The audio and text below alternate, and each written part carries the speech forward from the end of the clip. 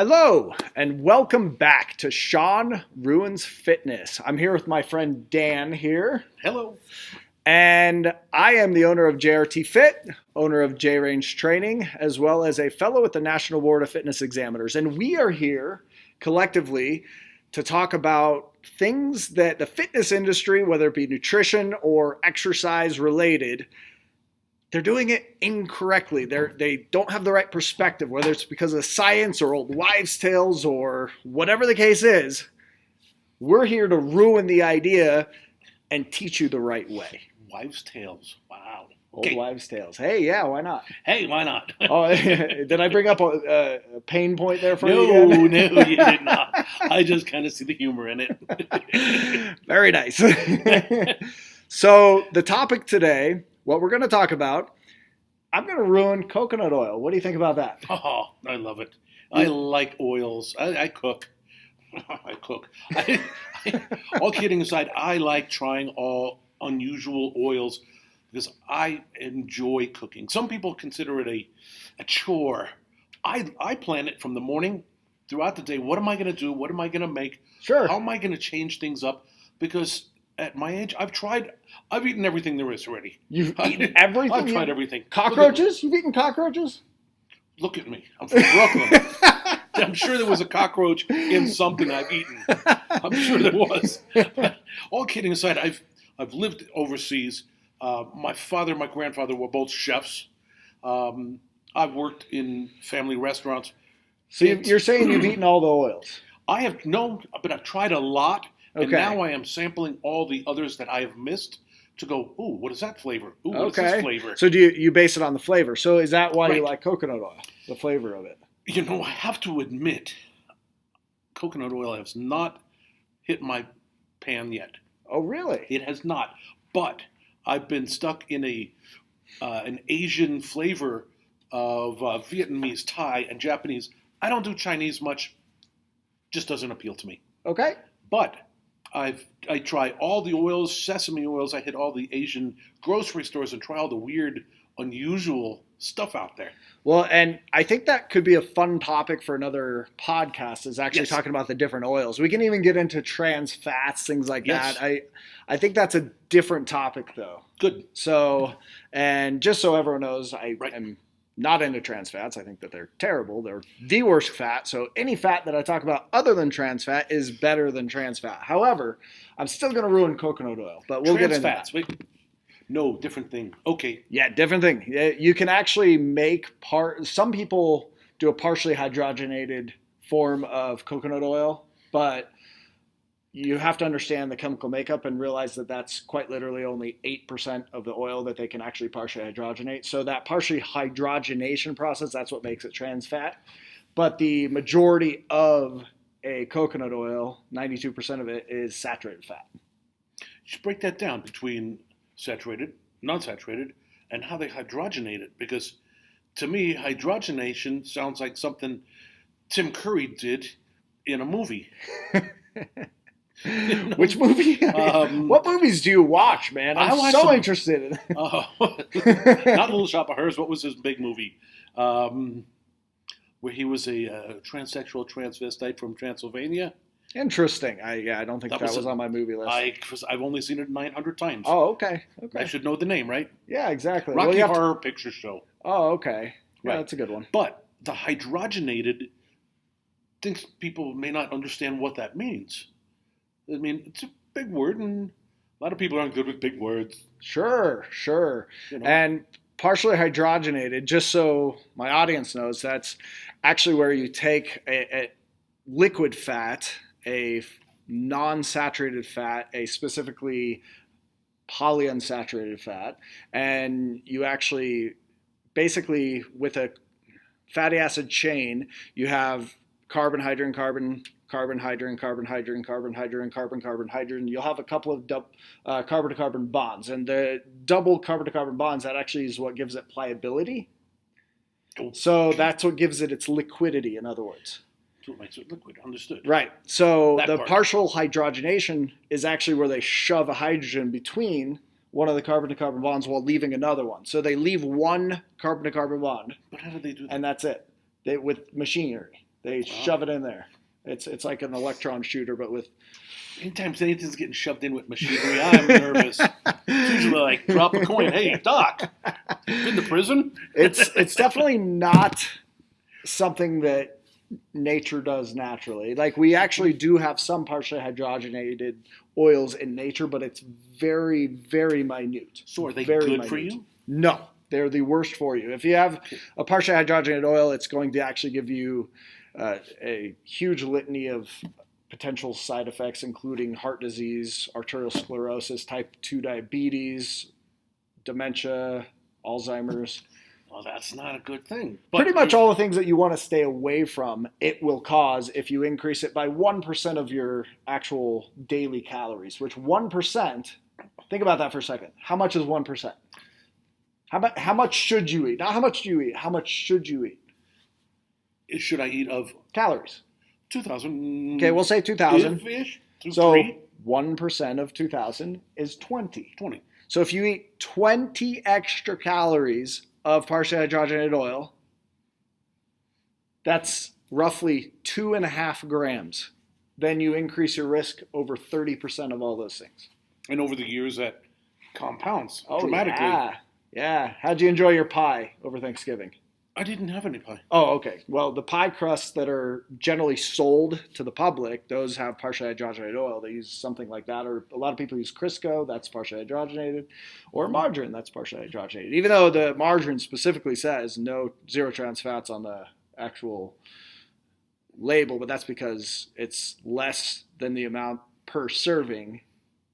Now, the type I they use can actually is legally lie about it, but that's the Healthy Choice olive oil, or the olive spread. Healthy Choice margarine? They call it a spread. They don't specifically say margarine. Betcha it has partially hydrogenated oil in it as well. I'm going to look at that when I get home. He's going to look at that. We will let you know. I bet you it probably has some olive oil, but it probably has soybean because that's cheaper also. And that's probably partially hydrogenated. I will check this when I get Let's home. find out. I don't know. We'll see. I'll bring it with me. Sounds good? Yep. Sounds like a plan. So going back, though, we're supposed to be talking about coconut oil.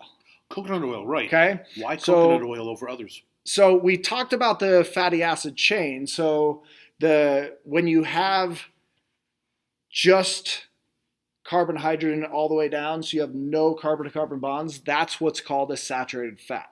It's saturated with hydrogen. That's the idea. Saturated with hydrogen. Yeah, so it has a hydrogen between each carbon. There's no carbon-to-carbon bond, so it's saturated. That's where the name comes from. And so saturated fats, as we know, are not the best fats for us also. The majority of them in nature are long-chain triglycerides, however. And coconut oil actually has some of both. The majority you actually have a plethora of different oil, of types of oil in coconut oil, where somewhere around 45% is lauric acid. And that's the one that they always talk about because that's your medium chain triglyceride.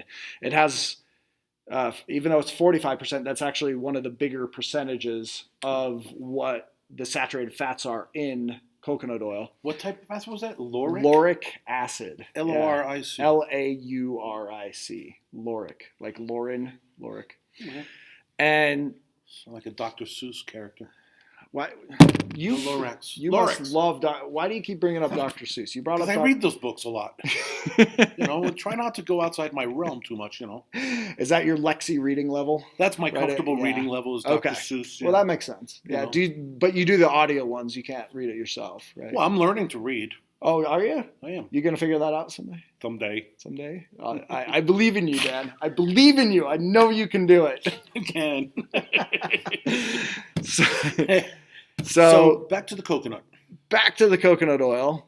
We have 45% roughly of lauric acid. Lauric acid is a medium chain triglyceride. What do we mean by medium chain and long chain triglyceride? Well, that fatty acid length, how many carbon basically molecules we have that make it up.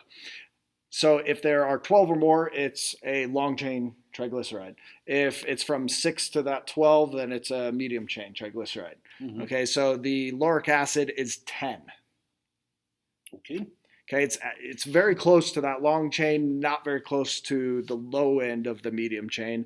Most of the studies that we've done on medium chain were done specifically on the actual manufactured, completely synthetic medium chain triglycerides, which would be at the 6 level. And that's when people sell the medium chain triglyceride capsules. That's usually what that is. So you can actually purchase those at the health store. You can, because people are telling you that they're super good for you. And usually it's the proponents of ketone diet. Really? The keto. K-E-T. Keto. Keto. K-E-T-O. I've been reading about that a bit lately. Yeah. A bit, actually. And it's a very high fat. It's basically eat 80% of your diet from fat and then basically mostly protein after that. And they're okay with vegetables, getting your carbohydrates from vegetables, and that's pretty much it. They're anti-grains. They're anti a lot of carbohydrates in general. They don't eat a lot of fruits. There are some variations of that. Keto diet? What's that? Do you like this keto? I can ruin the keto diet as well on another podcast. We won't talk about that this podcast. We'll ruin it at another time? We will ruin that another time. Very good, because I'm interested in that. Yeah, and this is a topic that I'm sure I can find people that will want to debate me on that, because this is one of the big fads that are out there. Huge. And Agreed. they have a lot of science that they claim. And there's a reason I use these air quotes, but that's going to be for another podcast. We're not going to talk about that right now. We're going to talk about coconut oil. Coconut oil. Back to the coconut. So let's go back to coconut oil. So you have some proponents of coconut oil, and you have Dr. Bruce Fife. He's one of the big ones. And he created this website, coconutoilresearchcenter.org, I believe it's called. Okay. And you can actually go on it, and he has all these resources and everything on there. And he's changed it up recently, and I haven't taken a big look into it. But before he changed it up, he categorized all of his research in different areas. So heart disease, inflammation, things like that, cancer, and how coconut oil can help with all of those things. Really? Now, something you need to understand about Bruce Fife, Dr. Bruce Fife, is he is a naturopath right here in Colorado, actually. So maybe we can get him on the podcast. That would be very interesting. He is apparently directly responsible for the exportation of coconuts out of the Philippines. There's a picture of him that I've seen shaking the hand of the president of the Philippines because of his massive help with their economy because of the exportation. So I don't know if he does it himself, if he profits from it, I'm not sure. I don't know what the deal is with that. He's selling their natural products that helps their... Now, he may believe in them. I don't know if the reason is, I think this is great, I'm going to go find it and everything else. I have no problem with that. However, you always have to look if there is a conflict of interest there to see if there is something that he could be promoting while he knows that maybe there isn't the science that he's claiming that there is. Now, I'm sorry to interrupt you, but would coconuts be different from different areas versus like Hawaiian coconuts versus Filipino coconuts versus Chinese coconuts or different portions of the world? Do they carry different products within? No. Being he picked the Philippines, was there a reason other than there's a lot of coconuts there? It's a great place for coconuts to grow. That's one of the reasons. You have that. You have the Kitava Island, and we can talk about that a little bit as well. Mexico's got a lot of coconuts down along the peninsula of the Yucatan. That area, it's just infested with coconuts. Infested. Truly, it is. You heard it from him, not me. They are everywhere. By the way, these are all our opinions. This is my opinion, Dan's opinion. We're just expressing our opinions. And if you have a problem with our opinion, fantastic. Email me. Tell me why you have a problem with it. Love to talk about it. Love to have you on the show if you're a health expert and you completely disagree with the stuff that I have, and we'll do a formal debate. I'll give you his home address. Should I call it a formal debate? We won't do formal debate. We'll do a debate where I give you an equal amount of time to talk as me, maybe. We'll see. And talk to him. I will attempt to make it as fair as possible. However, I won't let any attacks happen. I don't like the personal attacks that people do when it comes to debates. It's not really a debate at that point. At that point, they just want to get their angry opinion out. Yeah, exactly. But and the I'm not interested in coconut that you were discussing before I interrupted you, so rudely, you no, were it's going to okay. bring up about the coconut. Well, before we get into that here, you also brought up are there differences? And the main difference is whether you get something from a young coconut versus a mature coconut. Okay, so the young coconut, you have coconut water. Coconut water is a fantastic drink that has a lot of potassium in it, and so it's great for an electrolyte drink. Real common for people to drink. I see it all the time. And a mature coconut is what gives you that meat that actually they create the coconut milk and the coconut oil from. Okay. And I don't know the exact process of either of those. I really don't care. But there is a difference there in how they make them both, but they both have the same attributes of fat. That's a very important thing. So when I talk about coconut oil, I'm still actually also talking about coconut milk. So that's an important distinction to make. And so let's go back, though, to kind of what I was going to discuss here. So on his website, he has these different, he had at least, and I haven't looked at his new one. I can look at it and do a follow-up with this if he's changed it drastically. But with the way he used to put it, he put it with heart disease, for example, and I looked through all the studies that he actually listed with heart disease first. Because that's one of the important issues is we say saturated fat, probably not the best for your heart, although there are some milk studies, dairy studies that counteract that claim as well. Mm-hmm. However, I wanted to read all of them, so I did. And the most interesting thing, the thing that stood out, the first thing that stood out to me is that the majority of his studies that he lists are on basically rats, guinea pigs, rabbits, rodents. Okay? Mm-hmm. So there's a good reason why we test things on rodents, and do you know why that is? They're cheap. That's one reason. That's not the reason, but I couldn't tell you honestly. Rats and rabbits and guinea pigs and hamsters. Yeah, the main reason is because it's safer. So if we don't know if something is safe on us, we test it on them first. Well, yeah. And then we figure out if there's something, because if someone's making a claim that the saturated fat in coconuts is bad for you, and then they test it on rats, and the rats are actually fine with it, then they say, well, maybe we can test it on humans. And that'll pass an ethics committee at that point. The ethics committee will look at, well, you didn't look at anything as far as a rodent study or anything like this, and the thought is that it's not good for you, therefore you can't do this experiment. And I think that's an important thing to note, that there is a purpose for these rodent studies. However, a rodent study does not show whether or not it's healthy on us. I don't know if you knew that. Did you know that? Did not know that. Really? Yeah, well, according to Barney Fife, what was his name? Barney Fife. Dr. Fife. Dr. Bruce Fife. Bruce Fife. Barney Bruce. I guess it's a B5. It's a B, yeah. It's we can call him B5. Call him Dr. Fife. What show was that? That was an old show. I don't even remember. Andy Griffith. Andy Griffith show. That was black and white. You make me feel old. I have to smack you for that one. Old show. Old. I got old for you. Very old show. So, with the Dr. Bruce Fife, his studies mostly showed rodent studies. That does not correlate. You cannot put on there, oh, look, all these rodents are super healthy, therefore it's going to be fantastic for you. That is not going to sell very well. I can't sell you on that. I can't be like, you know what?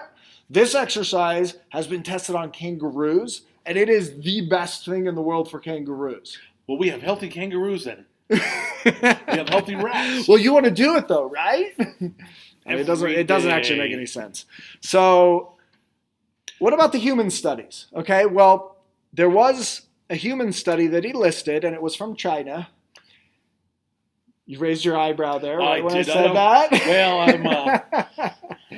Well, I watch the news, and I know how Chinese quality control doesn't happen.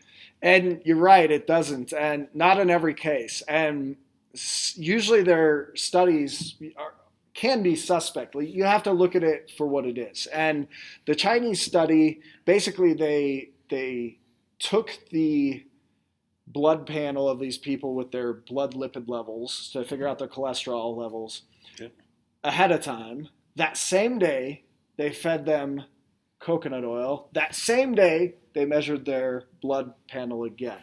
Was it a processed coconut oil? It was actual coconut oil. They actually did it with coconut oil, but they took it, basically, they took their blood in the morning, they gave them coconut oil, they took it afterwards, 1 day study. Was there anything else with the coconut oil, or was it just coconut oil and food? Coconut oil and...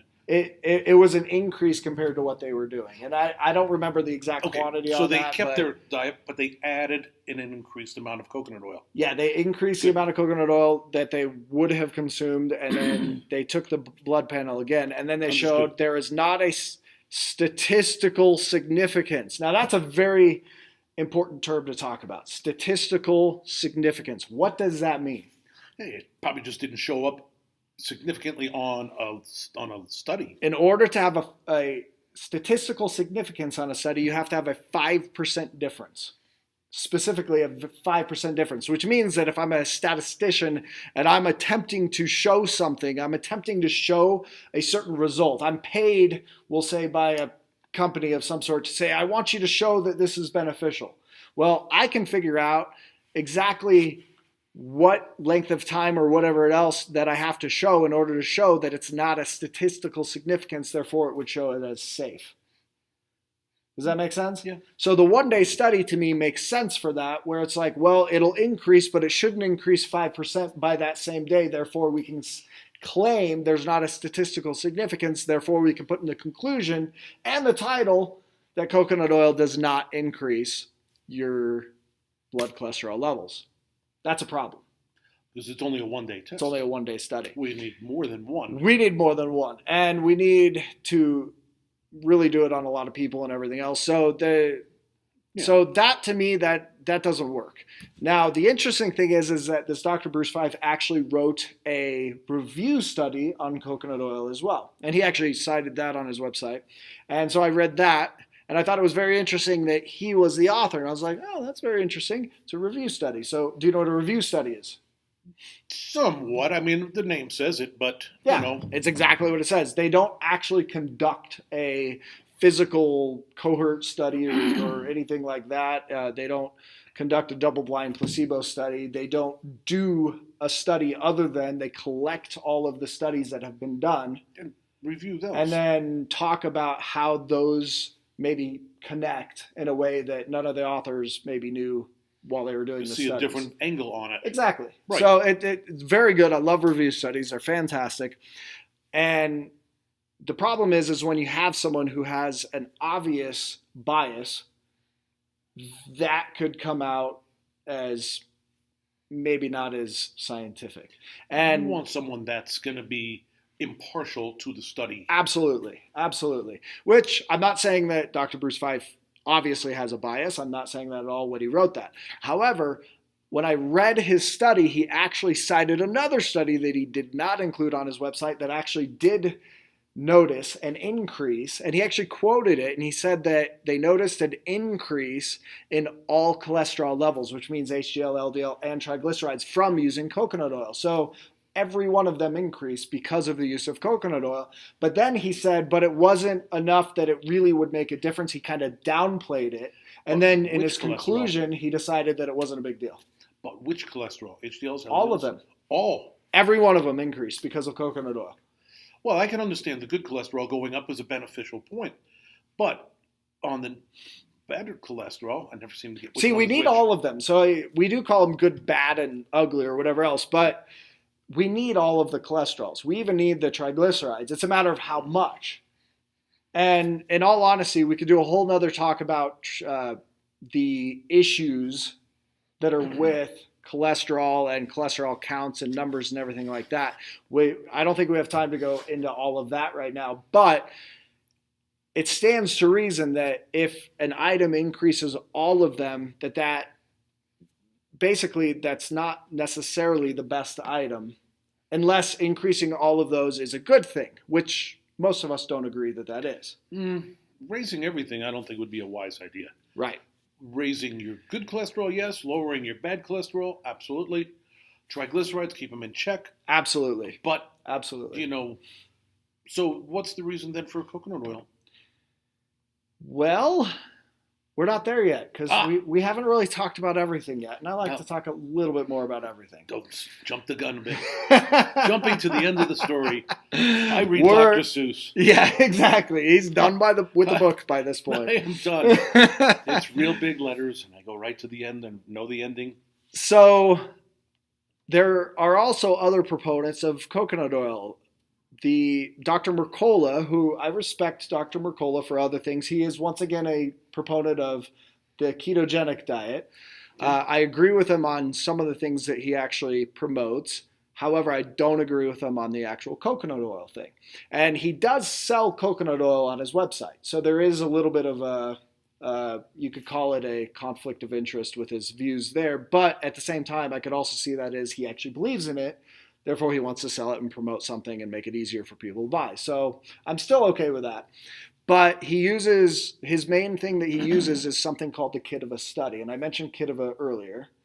And we've actually had a couple of Kit of a studies to date. The first one was back in the 1980s, I believe it was. And it actually took me a while to actually find the original study. When you Google Kit of a study, you'll actually come up with this whole blood paneling thing that they did afterwards. But the original Kit of a study, it actually doesn't talk much about any of that at all. It talks about his basically trip to Kitava, which is a place in Papua New Guinea.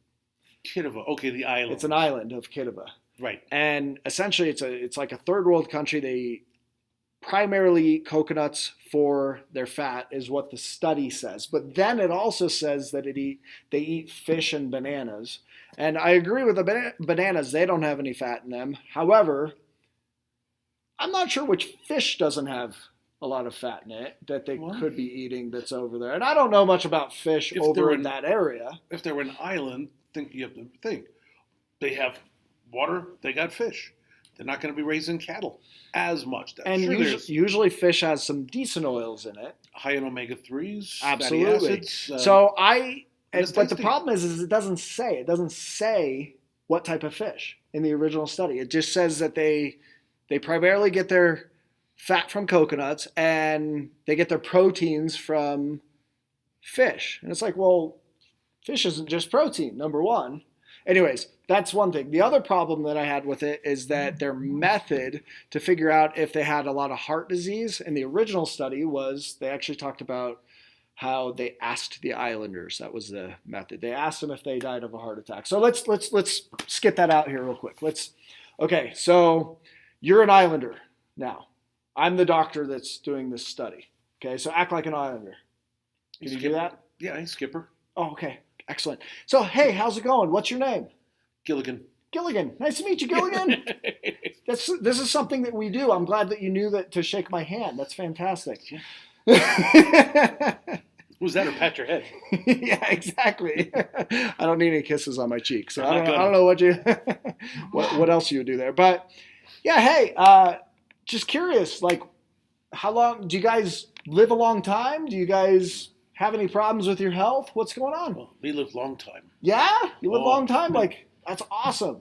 Yeah, and the study actually shows, just a quick interjection, that they do live into the ripe old ages of their 40s and 50s. So that's ripe old age. That's actually what they call it, but then they forgot to mention the 40s and 50s part. Anyway, so yeah, how do you guys die? Suddenly, usually. Yeah, just laying on the beach. They just fall over. Yeah. Drop dead. So do you guys have heart attacks? Depends. Well, see, you wouldn't know what a heart attack is. See, that's the thing. You're someone who's an islander, and I'm just this foreigner that has all this first world knowledge of things. Right. You wouldn't have any idea. Well, agreed. I'm sure they have a word for a sudden pain in your chest that hurts Sure. like hell. Or they'd be like, no, everyone just dies happily in their sleep while they're laying on the beach, or just while they're dancing, or something like that in their old age. That would be very nice. If that would be very beneficial. Right. Like, we don't know. That's the whole point. And the World Health Organization actually does statistics on every single country to figure out who has the most deaths from heart disease. And Papua New Guinea actually is really high. They're in the red. Papua New Guinea, really? They are. They're in the red, which means that they are equal to essentially the highest in the world. So they're right up there with most of China, with Russia, with the Middle East. None of those places are very good with heart disease deaths. They actually have a very high number per the amount of people. And that brings us to another discussion on another podcast, which is I'd like to ruin the China study someday. I think that would be fun. Have you heard of that one? I have not. Oh, that's okay. We'll talk about it another day. But I have followed the Japanese diets and what they Okinawa. eat. Okinawa, right, as one of the top, and I've followed and read a lot about Japanese diets, and the Japanese live some of the longest living people on Earth. Right now, it just moved. They had the highest number of centurions for a while. Right. Right now, the healthy. The Spanish seem to be taking the lead. It was in like last week. I'd have to read that. Yeah, from the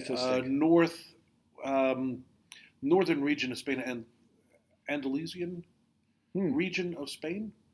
But check it out. And where'd you read that? It was a health news channel I was watching. Because I'm always curious about how do you live longer? I intend to live forever.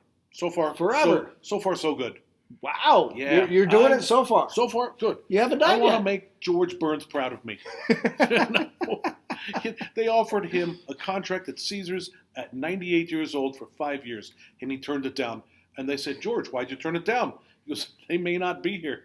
That was awesome. 98, made it to 99. The guy's amazing. That's awesome. Smoked cigars. Yeah. Probably not the healthiest. Yeah. But he seemed to. Some people have really good genetics where they can get away with things that they shouldn't get away with. And that is true. So.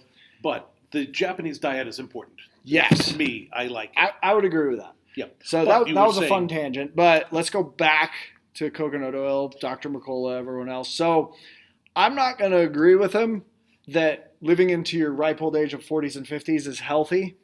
I'm not going to agree that, I mean, even if you look at the age expectancy of the Philippines, since they actually started more getting other diets where they don't eat as much coconut oil, they actually don't eat as much right now as they used to, their age expectancy has gone up by over a decade. Really? So you have these statistics to me that show not the best food to eat constantly. Does that mean you shouldn't eat it? No. I mean, if you're looking at eating something that's horrible for you anyway, something like ice cream. Okay, you can have ice cream with soybean oil in it, which I'm not a fan of soybean oil. Yeah. Or you can have it with coconut oil in it. I'm going to argue the coconut oil one is better for you. So, and that is a big kind of push right now, is to switch everything to coconut oil, which I think in unhealthy things, that's probably better as long as they don't partially hydrogenate that 8% that is not saturated fat. But I'm not going to say that you should. I completely disagree with the notion. I'm going to say it that drastically. I completely disagree with the notion that you should switch your whatever oil you're using to coconut oil and use that constantly, or you should take a tablespoon every day, every morning, or put it in your coffee with the bulletproof coffee, as they call it. I completely disagree with all of those notions. I think that you're asking to be part of an experiment that hasn't happened yet. And it's a grand experiment. A lot of people are on board. Do I think you should be on board? No, I don't. That's my opinion. I think that you should eat it sparingly. I think coconut water's fantastic. If you have coconut oil, great. Don't throw it away. Use it on your hair. Use it on your skin. There are a lot of other uses for coconut oil that I think are beneficial in health, but I don't think consumption is one of them. I think that maybe they're made for the koala bears to enjoy, or apparently rats. They do really well with rats. Rats really like they're fantastic for that's actually how they test for the inflammation. When you've heard, coconut oil is great for fighting inflammation, one of the ways that they test that in studies is they take a rat and they cause inflammation to it, and then they feed it coconut oil and they cut it open and look at the brain and they say, ah, look, it's less inflammation in there. Now, Wow. yeah, which sure, we don't have to have an ethical discussion on whether that's a great thing or not. But my point is, did you know you're not a rat? I've been called a rat before. Okay, well maybe Dan's a rat. I've but been called a rat before. I've been called a lot of things before. But enough about my ex-wife. No, do tell me more. No, all right. Okay, so it started. Anyway. Just kidding. But yeah, I think that we need to make sure to also cover what people should eat. So True. Coconut oil is something that's a very high temperature oil. Now, I don't think that there's anything wrong with using butter in certain applications. Yeah, I don't use it much for. I think that the oils that are better for cooking are grapeseed oil, has the highest smoke point out of any oil. Does it have a great flavor, though? Well, they get it from the seeds from wine grapes. Okay. So I don't think that I never taste a grape flavor in it or anything else. But you've used it. Oh, I use it constantly. Okay. Whenever something says use a cooking oil, I use coconut or Coconut. I use Freudian slip.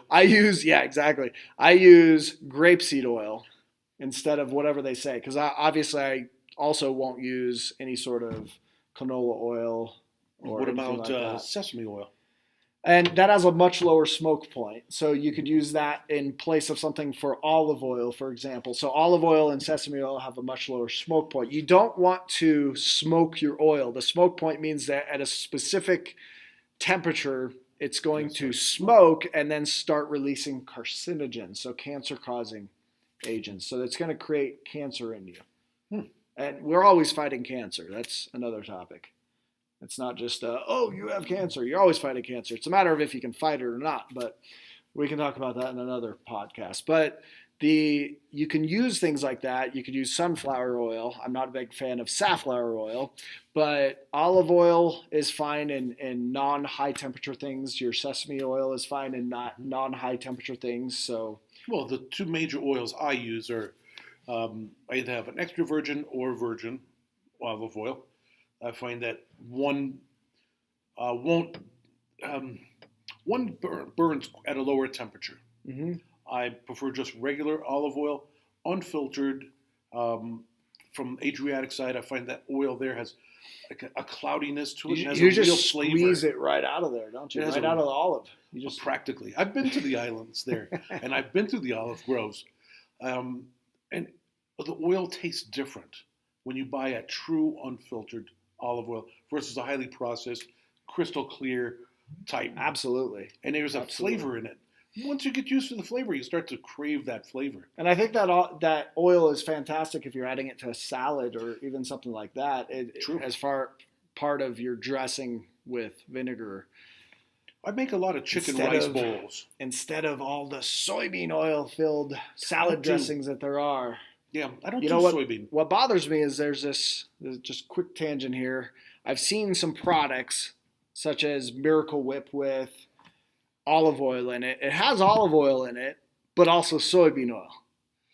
And they don't tell you that on the label. And I think people are avoiding soybean oil. I think unfermented soy is one of the big problems with people's health. And I think they blame a lot of even other issues on that. And we can definitely talk about that in another podcast. Yeah. So we'll come back to that. But yeah, so going back, that's fantastic. Start using grapeseed oil for your higher temperature cooking. Let me know. Let me know if you notice a flavor.